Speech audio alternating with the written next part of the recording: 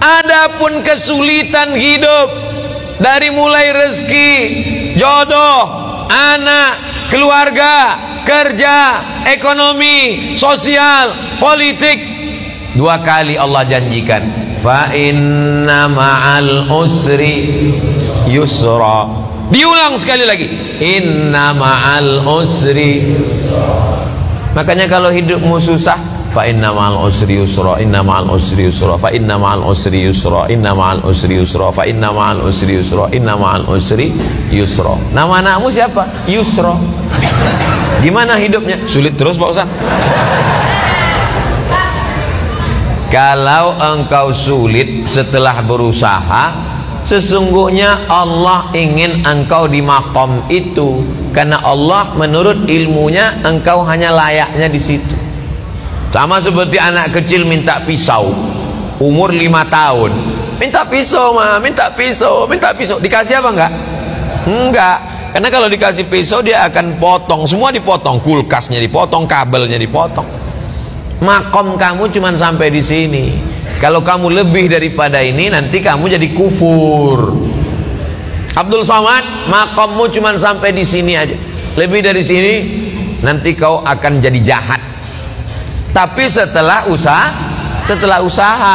saya tidak ingin juga ceramah saya ini disalahgunakan. Besok bapak pagi-pagi dibangunkan sama istrinya, bang, kerja bang, kerja. Makom kita cuma sampai di sini.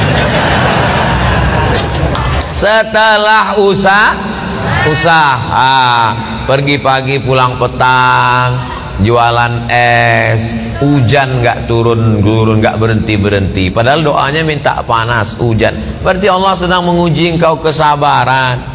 Sudah dilakukan berbulan-bulan, berarti Allah ingin kau usaha yang lain. Jual es krim turun juga terus hujan, kalau gitu jual payung lah. Begitu sewa penyewaan payung, panas. Sesungguhnya ada pahala di balik itu.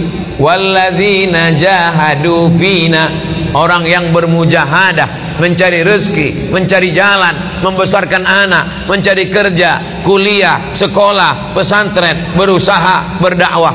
Lanahdiyannahum subulana, kami akan berikan jalan yang akan memudahkan mereka. Fa inna ma'al usri.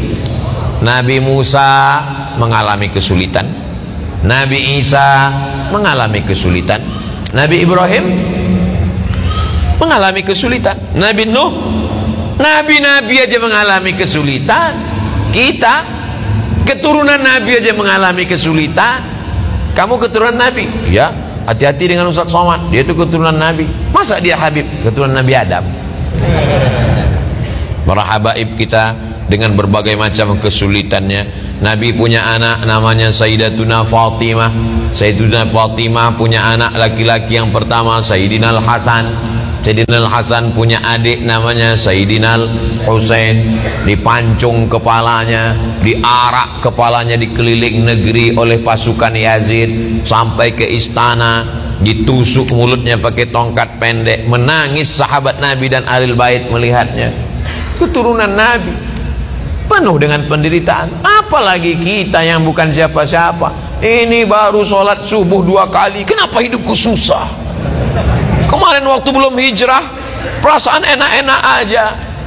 Sekarang setelah hijrah ini penuh dengan kesulitan, ngeluh lagi dengan ustaz. Apalah dayaku. Kalau kau terasa hidup ini sulit, ya udah kau mati aja. Fa inna ma'al usri yusra, inna ma'al usri. Tidak ada orang yang hidup ini hidupnya enak-enak aja. Ada tuh Pak Ustadz, pejabat-pejabat itu enak. Kau kan lihat permukaannya aja, air tenang, tapi riaknya di dalam luar biasa. Jadi sesungguhnya setiap manusia ini punya kesulitan, hanya saja tidak ngobrol dengan dia. Kalau kita cerita, kita tahu semua kesulitannya, tapi dia nggak mau cerita Pak Ustadz. Ya tidak, itu aib diri dia, itu kekurangan diri dia. Maka kita berpikir bahwa nabi-nabi, wali-wali, para habaib, zuriat nabi, orang yang dekat dengan nabi, dekat dengan Allah. Wala nabluwannakum bisyai'im minal khauf, takut, wal ju', lapar, wa naqsim minal amwal, kurang harta, miskin, susah, bangkrut, kebakaran, wal anfus, sakit, mati, meninggal, kena covid, wal anfus was samarat, buah-buahan, paceklik, kering kerontang, tanaman tidak tumbuh. Wa basyiris sabirin, berikanlah kabar gembira kepada orang sabar. Alladzina idza asabathum musibah qalu inna lillahi wa inna ilaihi raji'un. Fa inna ma'al usri yusra, inna ma'al usri yusra. Coba kalau ditulis di kendaraan, di mobil kaca belakang, fa inna ma'al usri yusra, inna ma'al usri yusra. Pas lampu merah, orang di belakang ngelihat, dia sedang sibuk, stres, depresi. Pas dia lihat tulisan fa inna ma'al usri yusra, inna ma'al usri yusra. Kita tidak berdakwah, tidak ceramah, tapi dengan tulisan di kaca itu. Coba supir-supir truk itu kalau ditulisnya di belakang truknya fa inna ma'al usri yusra. Ini enggak, truk-truk di belakang tulisan kutunggu jandamu. Apa ini? Mau pulang bokeh, enggak pulang rindu. Yang baca stres, yang nyetir gila. Cobalah hidup kita nih berdakwah. Cuman kalau ayat-ayat Quran ditulis di baju, kalau bisa jangan, karena nanti ayat bajunya dibawa masuk mesin cuci, diinjak-injak, disetrika, bajunya nggak dipakai lagi, dipakai untuk ngepel, untuk geset kaki. Fa inna ma'al usri yusra. Durhaka kita kepada Allah. Jadi yang ada tulisan-tulisan itu digunting, surat-surat undangan nikah itu kalau bisa jangan tulis wa min ayatihi an khalaqalakum, terjemahnya aja. Kalau terjemah tulis Latin, kalau bisa dibakar, ada ayat-ayat Al-Qur'an. Fa inna ma'al usri yusra, inna ma'al usri yusra. Apa ayat berikutnya? Fa idza faraghta fansab. Kalau sudah selesai dari satu kegiatan, pindahlah kegiatan berikutnya. Alhamdulillah udah bangun masjid Pak Ustadz, bangun masjid satu lagi.